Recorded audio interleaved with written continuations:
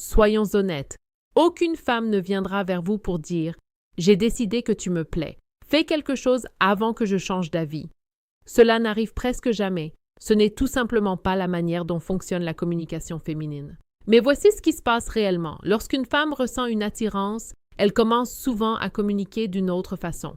Pas avec des mots, pas avec des déclarations, mais avec son langage corporel. Et le plus étonnant, c'est que beaucoup de ces signaux sont totalement inconscients. Ils apparaissent naturellement, sans réflexion, sans stratégie, comme une réponse automatique de son cerveau et de son corps. Le problème? La majorité des hommes ne remarquent rien. Ils attendent des signes évidents, des phrases directes, des preuves irréfutables. Pendant ce temps, les véritables indices passent juste devant eux. Des chercheurs spécialisés dans la communication non verbale ont observé que de nombreuses personnes expriment leur intérêt bien avant de le verbaliser. Le corps agit souvent avant les mots. Et parmi toutes les parties du corps, il en existe une qui révèle énormément d'informations, les mains. Pourquoi les mains? Parce qu'elles sont beaucoup plus difficiles à contrôler consciemment. Vous pouvez contrôler votre sourire. Vous pouvez contrôler votre voix. Vous pouvez même contrôler certaines expressions faciales, mais les mains trahissent souvent ce qui se passe réellement à l'intérieur. Aujourd'hui, nous allons découvrir plusieurs gestes révélateurs que les mains peuvent exprimer lorsqu'une femme commence à ressentir une attirance. Le premier signal concerne les cheveux. Cela semble banal. Pourtant, ce comportement apparaît constamment. Lorsqu'une femme est attirée par quelqu'un, sa main monte souvent vers ses cheveux. Mais ce n'est pas simplement le fait de remettre une mèche en place. Ce qui compte, c'est le mouvement complet. Elle touche ses cheveux, puis sa main descend lentement vers son cou ou sa clavicule. Le geste devient plus lent, plus fluide, comme si elle attirait inconsciemment l'attention vers cette zone. Pourquoi est-ce important? Parce que le cou est l'une des parties les plus vulnérables du corps humain. Lorsque quelqu'un expose cette région sans crainte, cela indique généralement un sentiment de confort et de confiance. Bien sûr, un seul geste ne signifie rien, mais lorsqu'il se répète plusieurs fois au cours d'une même interaction, il devient beaucoup plus révélateur. Le deuxième signal est encore plus subtil. Il concerne les objets. Imaginez une femme qui fait tourner doucement ses doigts autour d'un verre, qui joue avec la lanière de son sac, qui caresse le bord d'une tasse de café. Beaucoup d'hommes interprètent cela comme de la nervosité ou de l'ennui. Pourtant, dans certains contextes, cela peut avoir une signification différente. Les psychologues parlent parfois d'un comportement de transfert tactile. Autrement dit, une énergie physique qui cherche une forme d'expression. Son attention est focalisée, son niveau d'engagement émotionnel augmente et cette énergie se manifeste à travers les objets qui l'entourent. Encore une fois, il ne s'agit pas d'un signe isolé, mais lorsqu'il apparaît en combinaison avec d'autres comportements, il peut devenir particulièrement intéressant. Puis vient un troisième signal beaucoup plus direct, le contact physique léger. Lorsqu'une femme trouve plusieurs raisons de toucher votre bras pendant une conversation, lorsqu'elle pose brièvement sa main sur votre épaule, lorsqu'elle cherche un contact léger pendant qu'elle rit, ce comportement mérite généralement d'être observé. Pourquoi? Parce que le toucher implique une réduction volontaire de la distance personnelle. Et cette réduction ne se produit pas toujours par hasard. Dans beaucoup de cas, il s'agit simplement d'une manière naturelle de renforcer la connexion émotionnelle. Mais attention, le contexte reste essentiel.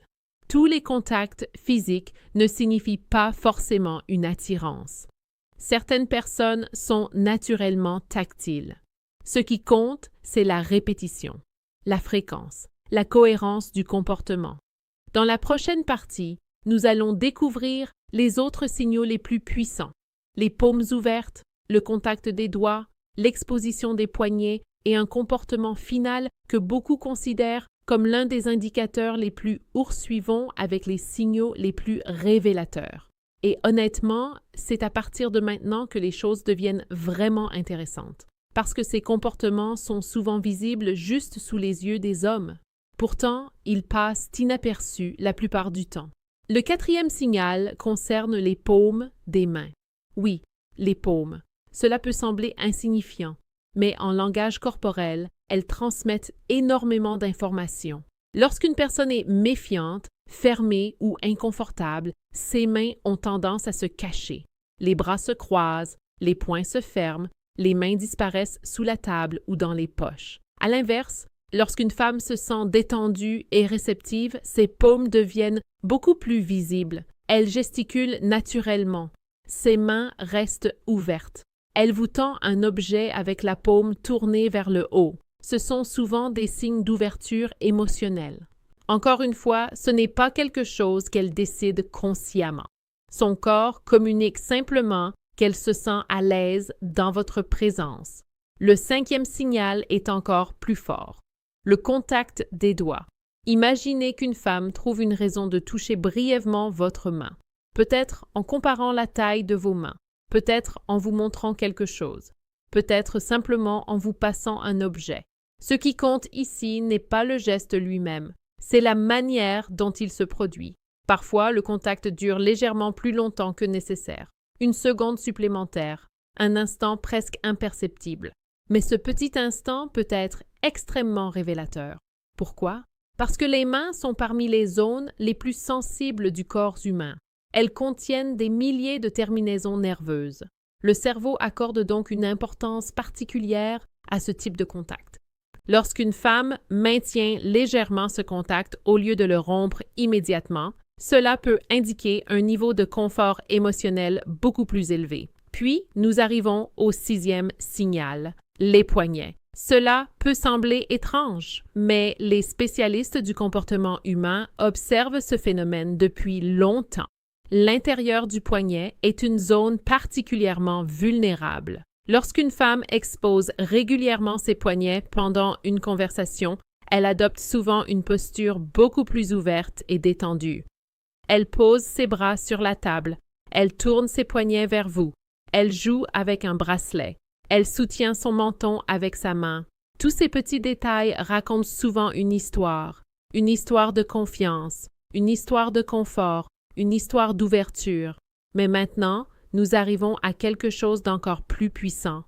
Le 7e signal, le miroir. Le cerveau humain adore imiter, sans même s'en rendre compte. Lorsqu'une personne apprécie quelqu'un, elle commence souvent à reproduire inconsciemment certains de ses comportements. C'est ce qu'on appelle le mimétisme comportemental.